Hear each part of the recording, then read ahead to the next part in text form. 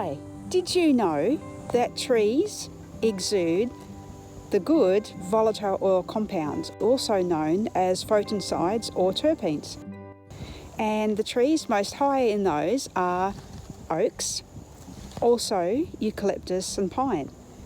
So there's so many benefits to having trees around your dwelling space, and obviously depending on the size of that depends on the size of the tree you plant.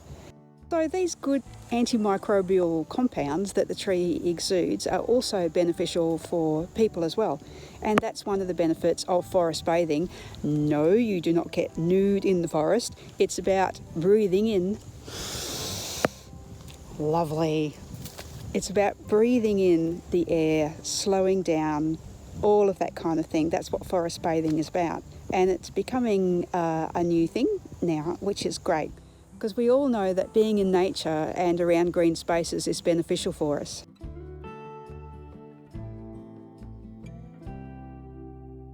As you can see here, it's falling leaf time for the deciduous trees, and I've been just creating little pockets around the homestead of shade trees. So deciduous trees are about 15 degrees cooler or more on a hot summer's day. I've put more information about growing of trees as well on my website under Trees for Tomorrow. sharonrose.com.au is my website, living simply. So this is the Celtic forest area, and as you can see, this is a London plane tree. And in the old days, because the leaves are so large, food used to be wrapped in London plane leaves as well. So there's so many uses for trees that we can get back to replacing plastics, because most timber things were replaced by plastics, thinking it was the new go-to product. And yes. Starting your tree dream can be as simple as picking up an acorn and putting it in a pot. And when that tree begins to grow, just keep changing pots. Remember that a lot of trees have tap roots, so you'll need to aim for a pot that has quite a deep base on it as the tree grows. But you'll see that when you unpot it and pot it up again. And that way you can begin planning and planting. Thanks to Kathy Dawson, because my trees are still waiting on producing acorns at the moment. So this is a gift from one of hers. But hey, there's a lot of work to do, because everything starts with research, everything starts with thoughts as well.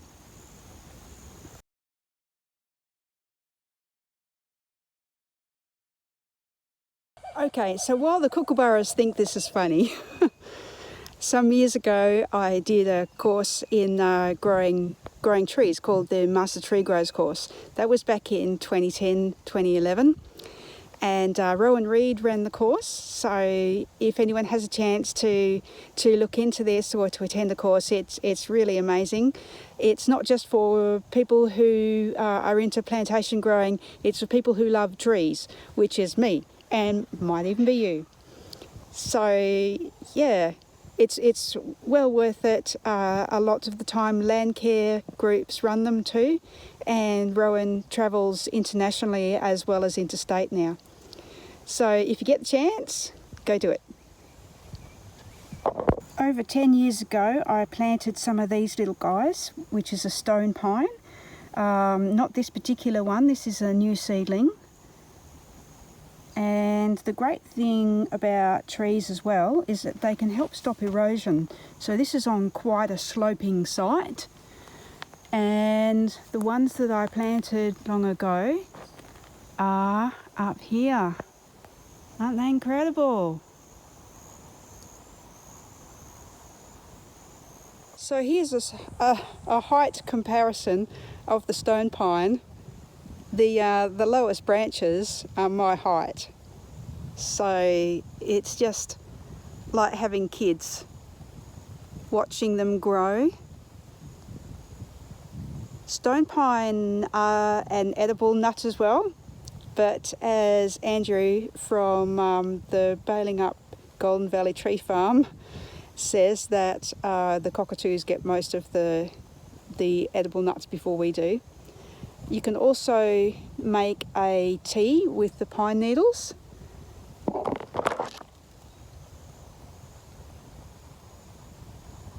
Just add hot water, and if you look under foraging, there's so many uses for pine. So the stone pine came from Italy, and there's many other edible nuts through the world. California has one as well, and the Siberian cedar too. You can get a bit of an idea of the steepness of the site here, and so the stone pine have helped the soil stay together, lessen erosion after the blue gum harvest. So that was one of the reasons for planting them in this location. All right, let's keep walking. Although the trees I've planted are only little, this is one of the big habitat trees that Dad left, and it's home to possums and so many different birds here. On a bird count that I did with a couple friends in the Australian Bird Society, we found more than 70 birds just in this area.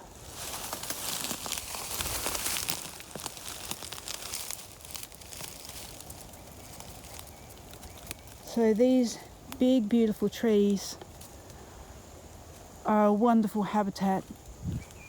Beautiful shade as well in the summer.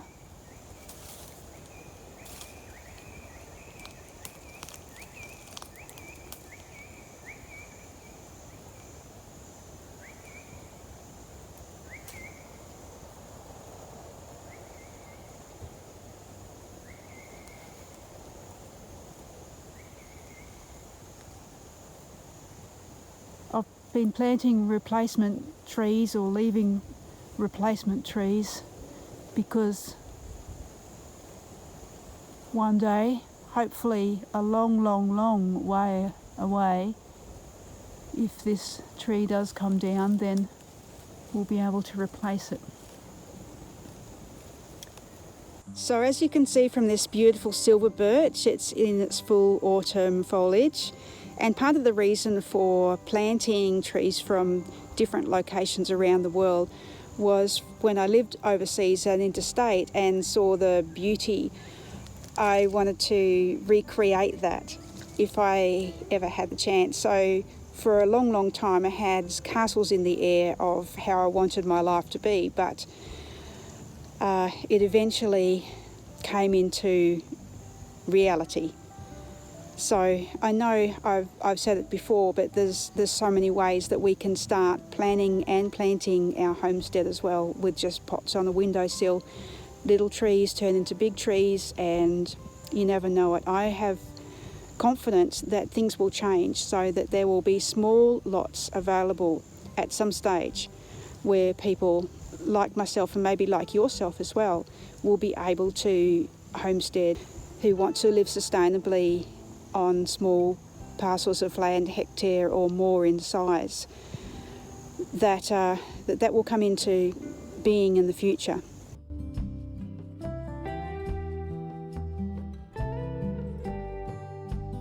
As you can see in the background, most of the place is still under blue gum, which is a eucalypt, Eucalyptus globulus from Tasmania, primarily used in paper pulp. So I did a little bit about that on another YouTube clip. But let me show you some of the other trees. Although this little one doesn't look much, it's a Californian redwood. These trees can live up to 1,000 years, which is really amazing, and the leaves smell a bit like gin, juniper. Lovely. Beautiful foliage. I've planted 4 of them in this area, close enough to be a tiny little group of trees.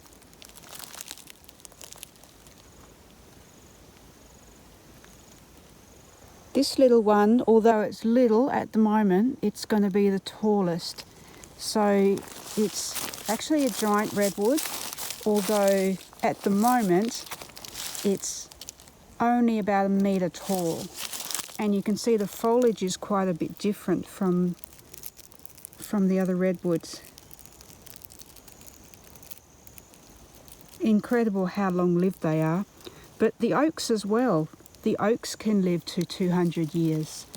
So it's really important when you're planning, before you plant, to keep all those things into consideration.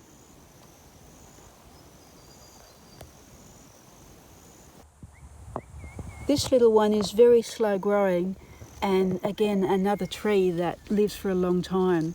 The linden trees can live up to 1,000 years as well. I'm not sure how it will go in this climate, but beautiful tree, and all parts of the tree can be used as well, and it has a medicinal honey. So I transplanted this one last year.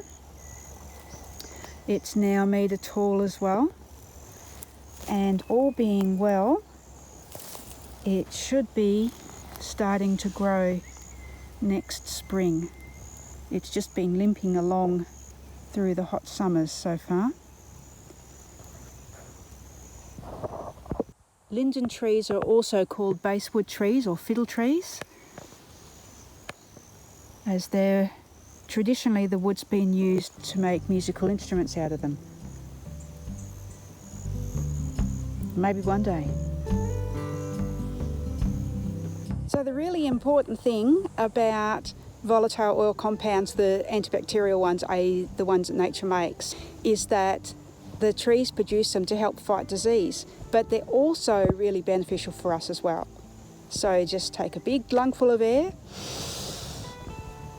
Lovely. So we're back here under the oak. I hope you enjoyed the walk around the place with me and seeing some of the trees. And there's so much to learn on this journey, and that's part of the fun, I think. You know, all the planning and research, and nature is such a very well-oiled machine. Sometimes we just need to get out of the way. But the most important thing is to learn to work with it. Ciao for now.